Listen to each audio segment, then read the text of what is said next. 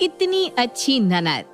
मधु अपने बेटे यश के लिए दुल्हन ढूंढने में लगी थी, लेकिन जाने क्या बात थी कि यश किसी भी लड़की को देखकर हाँ ही नहीं करता था। छाया, पता नहीं जब भी शादी की बात करो ये यश गोल गोल बातें करके क्यों निकल जाता है। तू पता करना कहीं कोई और बात तो नहीं है। ठीक है मम्मी, मैं भैया से निकलवाने की कोशिश करती हूँ, आखिर उनके मन में क्या है। फिलहाल ना मेरी फ्रेंड जूही आ रही है, प्लीज आप उसके लिए चाय बना दो। अच्छा ठीक है, तुझे कहने की जरूरत नहीं है। यह जूही तो शक्ल से ही इतनी सीधी लगती है, उसे देखकर तो खुद ब खुद मेरा मन पसीज जाता है। उसके लिए मैं चाय के साथ नाश्ता भी बना दूंगी।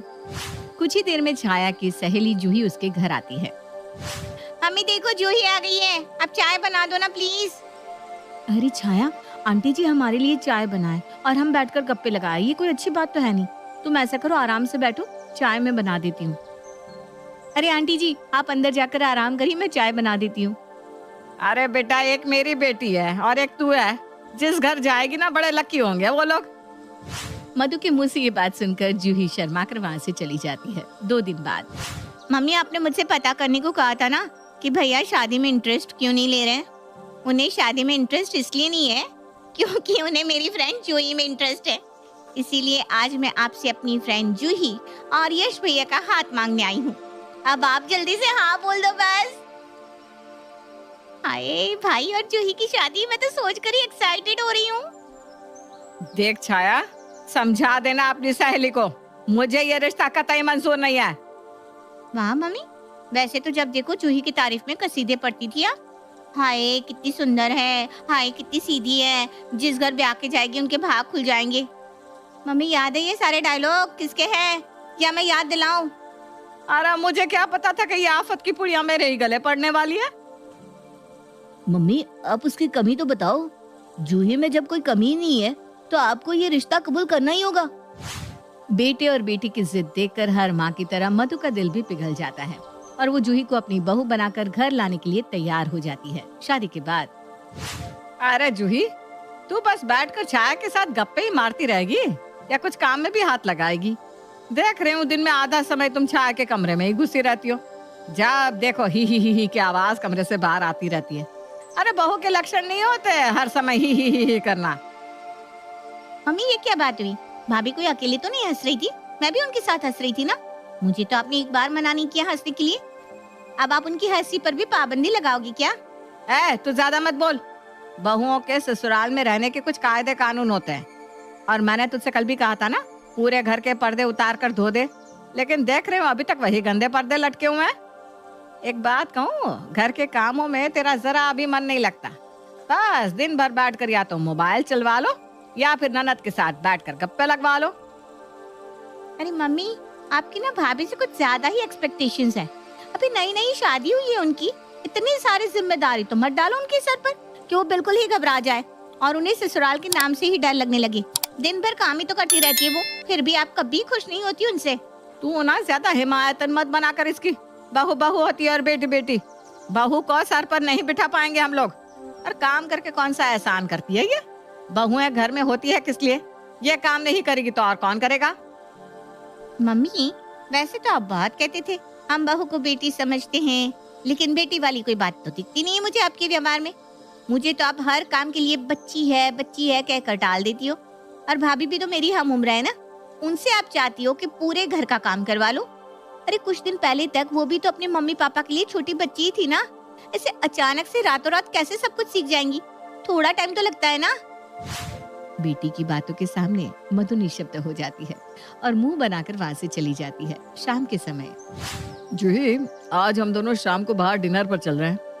अरे वाह, ये तो बहुत अच्छा आइडिया है। छाया को भी साथ ले चलते हैं ना। पहले मूवी देखेंगे, उसके बाद में डिनर करेंगे, बहुत मजा आएगा। अरे यार जूही, कोई हस्बैंड वाइफ का प्राइवेट मोमेंट भी होता है कि नहीं? हर जगह छाया को लेकर जाना जरूरी है क्या? हम जब भी कहीं बाहर जाते हैं तुम छाया को इनवाइट कर ही लेती हो, फिर तुम दोनों ननद भाभी पूरे रास्ते में हाथ डाले घूमती रहती हो और मैं पागलों की तरह बस तुम्हारा शॉपिंग बैग लेकर पीछे पीछे घूमता हूँ। अरे तुम्हें तो खुश होना चाहिए ना कि तुम्हारी बीवी और बहन की इतनी अच्छी ट्यूनिंग है, और तुम चिढ़ रहे हो। मैं चिढ़ नहीं रहा हूँ, लेकिन तुम्हें तो समझना चाहिए ना कुछ। जाने दो, मुझे समझना ही नहीं है। इस घर में मुझे समझने वाला कोई नहीं है सिवाय छाया के। वो मेरा सबसे बड़ा इमोशनल सपोर्ट है। वो ना होती तो पता नहीं मेरा क्या होता। सुबह से लेकर रात तक मैं घर के काम करती हूँ, लेकिन मम्मी जी को तो बस मेरी कमियां ही नजर आती हैं। जिन बातों के लिए छाया मेरे लिए स्टैंड लेती है ना, असल में तुम्हें लेना चाहिए। मम्मी की गलत बातों को देखकर तुम आंख बंद कर लेते हो, लेकिन वो मेरे सामने एक शील्ड की तरह खड़ी हो जाती है। तुमने तो अपनी इच्छा से मुझसे शादी की है ना। कितने वादे किए थे तुमने कि सुख दुख में मेरा साथ निभाओगी, लेकिन बदले में क्या किया मेरे लिए बताओ। तुम्हारी बात बिल्कुल सही है जूही। मैं सच में शादी के बाद तुम्हारी तरफ देखना और तुम पर ध्यान देना मैंने बिल्कुल बंद कर दिया। मैं जानता हूँ मम्मी तुम पर कुछ ज्यादा ही दबाव बनाती है, लेकिन फिर भी मैं चुप रहता हूँ। मम्मी को तो मैं बदल नहीं सकता, लेकिन वादा करता हूँ आज से घर के कामों में मैं तुम्हारी मदद किया करूंगा। अब तो तुम खुश हो ना? मुझे समझने के लिए थैंक यू यश। अगले दिन यश रसोई में जूही के साथ खाना बनाने में मदद कर रहा था। अरे देखो तो, आज से पहले तो कभी रसोई में आकर एक गिलास पानी भी नहीं पिया, और बीवी आ गई तो उसके साथ काम करवा रहा है। 4 लोगों का खाना नहीं बनता आजकल की लड़कियों से। कुछ देर बाद, अरे यश, इतनी दोपहर में छत पर क्या करने जा रहा है? बाहर बहुत धूप है बेटा। मम्मी जूही के साथ कपड़े सुखाने जा रहा हूँ, उसकी थोड़ी हेल्प हो जाएगी।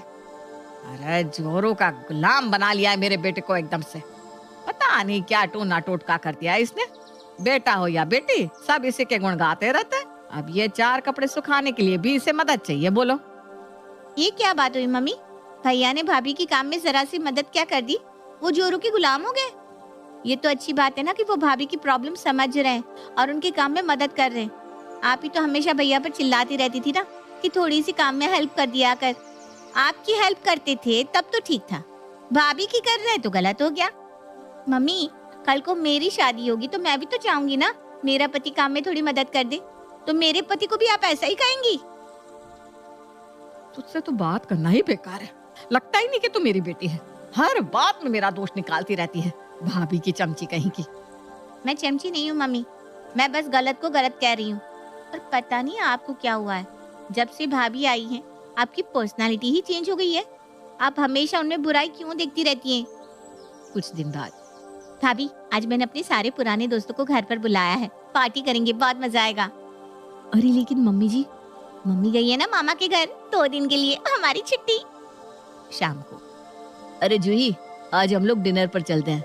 लेट नाइट शो देखेंगे, डिनर करेंगे और तुम्हारी मनपसंद शॉपिंग भी। बताओ कैसा प्लान है? प्लान तो बहुत अच्छा है, लेकिन एक प्रॉब्लम है। देखो जूही प्लीज, आज छाया हमारे साथ नहीं जाएगी। बिल्कुल सही कहा, आज छाया साथ नहीं जाएगी, क्योंकि आज तो मैं भी नहीं जाऊंगी। आज छाया ने घर पर पार्टी रखी है, हमारे और भी दोस्त आ रहे हैं।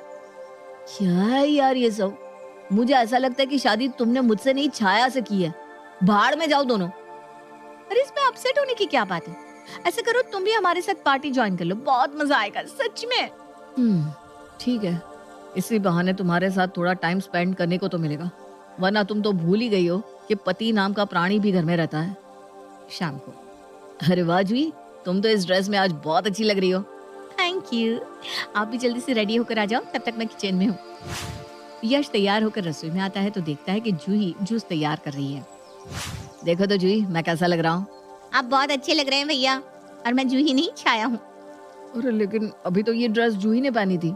पहनी थी नहीं, पहनी है। ये देखो, हम दोनों ने सेम ड्रेस पहनी है, और ये दोनों ड्रेस मेरी प्यारी ननद रानी छाया लेकर आई है, ताकि हम दोनों की जोड़ी एकदम बेमिसाल लगे पार्टी में। भैया और भाभी की शादी के 6 महीने पूरे होने की खुशी में ही मैंने आज ये पार्टी रखी है, और इस मौके पर ये मेरी तरफ से आप दोनों के लिए तोहफा। तोहफा? हाँ भैया, आप दोनों अपनी हाफ एनिवर्सरी मनाने मनाली जा रहे हो। ये रही आपकी टिकट और होटल की बुकिंग। बहन की बात सुनकर यश ने प्यार से उसे गले लगा लिया। उसे समझ में आ गया था कि इन ननद भाभी का प्यार अनमोल है, और छाया के होने से उनके प्यार में कमी नहीं आ रही, बल्कि वो तो एक मजबूत पिलर की तरह उनके रिश्ते को संभाले हुए है। तो कैसा लगा आपको इन ननद भाभी का प्यार? कमेंट करके जरूर बताइएगा।